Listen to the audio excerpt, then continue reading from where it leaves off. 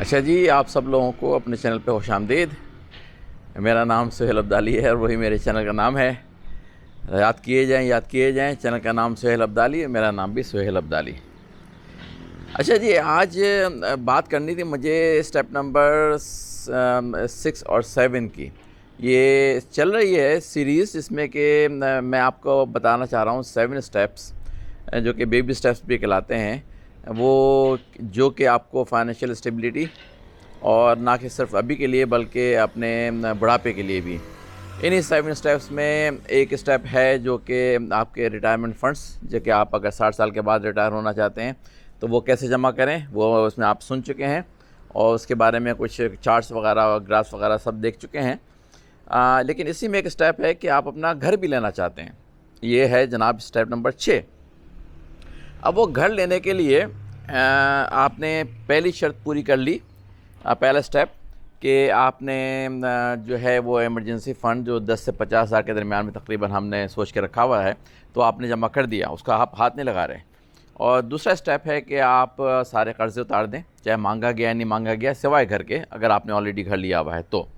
تو وہ بھی آپ نے دوسرا اسٹیپ بھی سارے قرضے اتارنے کا پورا کر دیا۔ تیسرا اسٹیپ تھا کہ اب آپ 3 سے 6 مہینے رفلی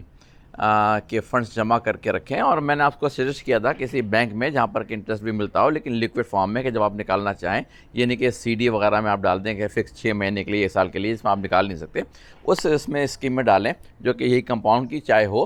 لیکن یہ کہ اس میں یہ ہے کہ آپ جب نکالنا چاہیں آپ نکال سکتے ہیں۔ وہ آپ نے اپنے وہ والے خرچے جو کہ آپ کے دال روٹی چلانے کے ہر مہینے کے چاہیے ہوتے ہیں، اور دال روٹی چلانے کے لیے میں نے آپ کو پہلے بتایا تھا کہ آپ اپنا دیکھیں 3 مہینے تک لکھ کے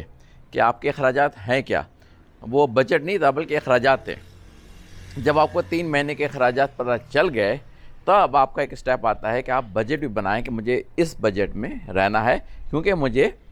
اب باقی کا اسٹیپ جو بتایا تھا اسٹیپ نمبر 4 کہ اب آپ کو اس میں جو ہے وہ 15% اپنی انکم کا لگا دینا ہے کمپاؤنڈ انٹرسٹ کے اکاؤنٹ میں، جہاں پر کہ کمپاؤنڈ آپ کو منافع ہوتا رہے۔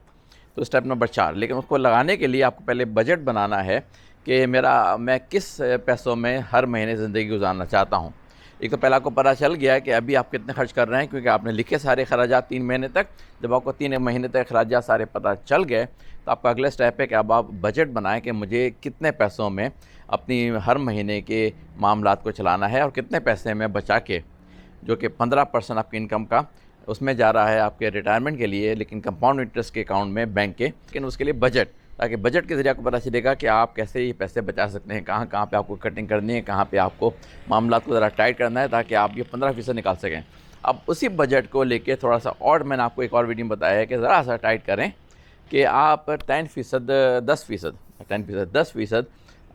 اپنے، اگر آپ کے بچوں کا معاملہ ہے جہاں پر ان کو کالج یونیورسٹی کی آگے کی پڑھائی کرنی ہے پاکستان میں، تو ان کے لیے آپ فنڈ کیسے جمع کریں تاکہ جب وقت آئے تو آپ تیار ہوں۔ تو اس کے لیے میں نے کہا تھا کہ اپنے بجٹنگ میں آپ اس کی بھی گنجائش نکالیں کہ 10% آپ نے نکالنا شروع کر دیا ہے، اسی کمپاؤنڈ انٹرسٹ کے اکاؤنٹ میں جمع کرانا شروع کر دیا ہے، اور اس میں آپ نے وہ پیسے ڈالنے شروع کر دیے۔ اب یہ بات چل رہی تھی ساری کی ساری، تو اس میں نے آپ کو ایک ویڈیو پہ دکھایا کہ میں جو پہلے ہمیشہ کہے جا رہا ہوں کہ 10 سال میں آپ بہت ساری چیزیں اچیو کر سکتے ہیں، 10 سال میں آپ اپنی ریٹائرمنٹ فنڈس کے سارا سسٹم کو کریٹ کر سکتے ہیں، جہاں پہ آپ کو جب 60 سال کے عمر میں جا کے آپ ریٹائر ہوں آپ کو کوئی فکر نہ ہو۔ میں نے آپ کو دکھا دیا وہ بھی کر کے، لیکن یہ 10% کی جو آپ کی شرط ہے پڑھائی، بچوں کی پڑھائی کے لیے، اس کے لیے آپ کو بجٹنگ کے اوپر تھوڑی سی توجہ دینی ہوگی۔ اب بجٹنگ کے اوپر کافی لوگ جو ہیں، سب سے بڑا مسئلہ دنیا میں یہ ہوتا ہے کہ جی بجٹ بنا دیے کہ ہم نے، فار ایگزامپل میری تنخواہ 40,000 اور میں نے اس میں سے ہر مہینے 34,000 یا 33,000 خرچ کرنے ہیں، اور میں نے کیونکہ دیکھا اپنے اخراجات تو اس میں مجھے پتہ چلا کہ ہاں 33-34 میں کا معاملہ چل سکتا ہے، لیکن ڈسپلن کیسے لے کے آئیں کہ وہ بجٹ کو ہم اسٹرکٹلی فالو کریں۔ تو یہ ہے بہت مشکل کام، اور آپ اکیلے نہیں ہیں اس میں بہت سارے لوگ ہوتے ہیں، آگے پیچھے دائیں بائیں ہر طرف جاتے ہیں، اور اس میں پھر بجٹ کہیں سے کہیں پہنچ جاتا ہے، اور ہر دفعہ یہ ہوتا ہے اگلی دفعہ صحیح کر لیں گے، اگلی دفعہ صحیح کر لیں گے، وہ صحیح ہو نہیں پاتا۔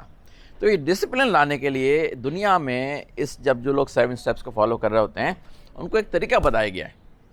اور وہ طریقہ اگر آپ فالو کریں گے تو آپ میں نہ چاہتے ہوئے بھی ڈسپلن آ جائے گا۔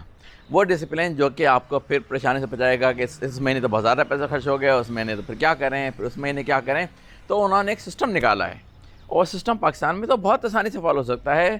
تو وہ ہے کیا؟ وہ اس طرح سے ہے کہ آپ نے جب اپنے خرچے نکالے 3 مہینے کے، ہر دفعہ لکھ لکھ کے کہ یہ خرچے ہیں میرے تقریباً. پھر اس میں سے آپ نے ریویو کیا کہ یہ خرچے کچھ میں ایکسیسو کر رہا ہوں، اس میں کٹ ڈاؤن کروں، اس میں کٹ ڈاؤن کروں، یہاں سے اس کو ایلیمینیٹ کر دوں. اس کے بعد آپ نے ریفائن کر کے ایک نکال لیا کہ ہاں میں نے کیے تھے 40,000 خرچ، لیکن میں نے جب دیکھا دوبارہ سے ان خرچوں کو تو مجھے لگتا ہی ہے کہ اس میں ماڈیفیکیشن آلٹریشن کر کے 32,000 میں بھی رہ سکتا ہوں. میں بھی وہ اگزامپل لے کے مسلسل چلے جا رہا ہوں پوری سیریز میں 40,000 والوں کی تنخواہ کی، کیونکہ میری زیادہ تر ویڈیو یہ لوور ٹو مڈل کلاس والوں کے لیے زیادہ اپلیکیبل ہیں. باقی آگے کے لوگ اگر فائنینشیل مشکلات میں پڑے ہوئے ہیں تو وہ بھی ضرور دیکھیں. لیکن آپ کو اب پتہ چل گیا کہ میں کیا کٹ کروں، وہاں کٹ کروں. میں لگتا یہ ہے کہ 32,000 میں اپنی زندگی چلا سکتا ہوں، کیونکہ میں پھر اس کی وجہ سے 15% تنخواہ کے وہ سیدھے اس بینک میں ڈال دوں گا اکاؤنٹ میں، جہاں پر کہ کمپاؤنڈ انٹرسٹ مل رہا ہے. اور اگر میرے بچے بھی ہیں تو میں 10% ان کے لیے بھی ایک اور سیپریٹ اکاؤنٹ کھول کے اس میں بھی ڈالنا شروع کر دوں گا، تاکہ وہ بھی تیار ہو جائیں. لیکن کیسے اپنے آپ کو کنٹرول کروں، کیسے حساب کتاب صحیح سے رکھوں، کیسے اوپر نہیں جاؤں، کیسے ادھر ادھر نہ بھاگوں؟ تو اس کے لیے انہوں نے نکالا ہے انویلپ سسٹم کہلاتا ہے. تو انویلپ سسٹم پاکستان میں اس طرح سے بہت آسانی سے اپلائی ہو سکتا ہے کہ جب آپ نے اپنا اخراجات کی کیٹیگریز بنا لی کہ یہ کیٹیگریز ہیں، یہ میرے بجلی کا بل ہے، یہ میرے گیس کا بل ہے، اور یہ میرے گروسری کا بل ہے، یہ میری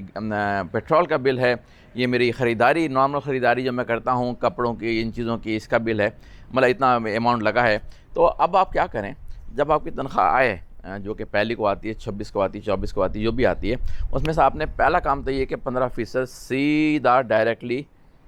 آٹو ڈیبٹ کر کے اس اسکیم میں ڈال دیں جہاں آپ کے 15% گرو ہو رہا ہے. اس کے بعد جو بھی ہے وہ سارا کیش لے آئیں گھر پہ، اور کیش لانے کے بعد اس کو ان انویلپس میں نام لکھ کے کہ یہ میری پیٹرول کا انویلپ ہے،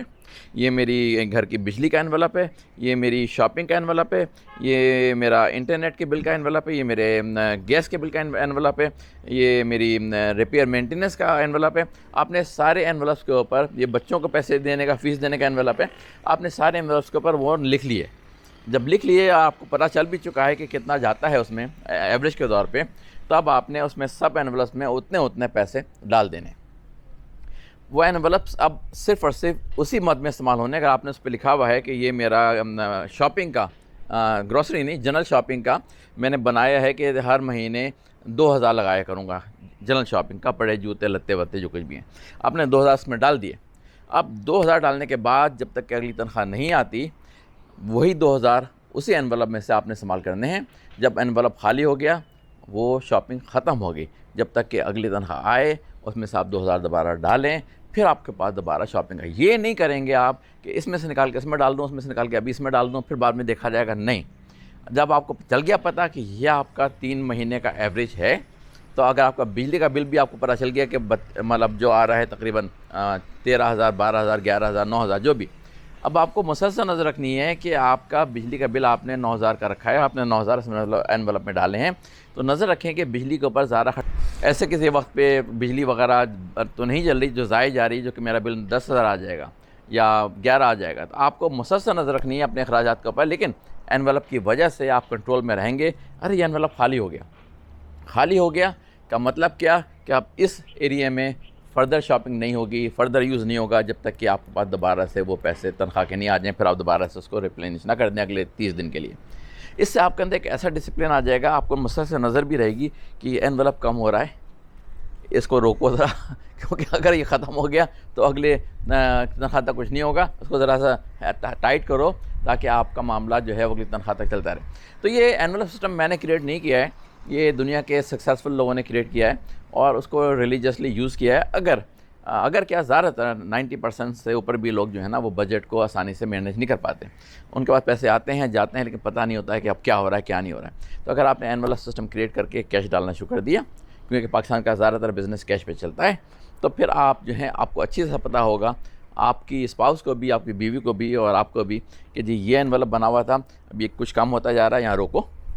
کیونکہ اب اگلی پیسے آنے میں دیر ہے، ٹائٹ کرو اپنے آپ کو. اور یہ ہاں صحیح ہے، اس میں آپ نے اگر آپ نے کچھ بچت بھی کرنی ہے، اگر آپ کے پاس اتنی ہے سکت، تو آپ نے ایک انویلپ بچت کا بھی لگا دیا کہ اس میں آپ نے ڈال دیا فار ایگزامپل 1000 روپے۔ اب اگر کہیں سے کمی پڑ رہی ہے کسی اور چیز میں، تو آپ کو کم از کم ایک آئیڈیا ہے کہ یہ 1000 روپے رکھے ہیں اس کو کور کرنے کے لیے، لیکن اس صورت میں جب کہ آپ اس کے بغیر جو ہے دل خراب ہوگا آپ کا، تو آپ ٹھیک ہے اس سے نکال لیجئے، لیکن وہی آپ کا آخری سہارا ہے مہینے کا، آپ نے اس کو نکال لیا، یوز کر لیا، تو اب آپ کا اور پیسے نہیں بچے، تو اس کو آخری صورت حال میں یوز کیجیے گا۔ مطلب یہ ایمرجنسی والا فنڈ نہیں ہے، صرف ہر مہینے 1000 روپے آپ نے متفرق اخراجات کے لیے رکھ دیے کہ اگر یہ ہو گیا تو ٹھیک ہے، اس میں سے میں نکال کے استعمال کر لوں گا۔ اگر وہ بچ گئے تو خوش نصیبی سمجھیں کہ اگلے مہینے اس کے اندر اگر آپ نے 1000 رکھے تھے، اگلے مہینے 1000 اور آگے، اب 2000 ہو گئے اس کے اندر، تو آپ کو تھوڑی تسلی اور ہوگی۔ اگر آپ نے پھر اس کو بچا لیا، دوسرے مہینے بھی یوز نہیں کیا، تو اگلے مہینے 2000 میں 1000 اور ایڈ ہو گیا، اب 3000 ہو گئے ہیں۔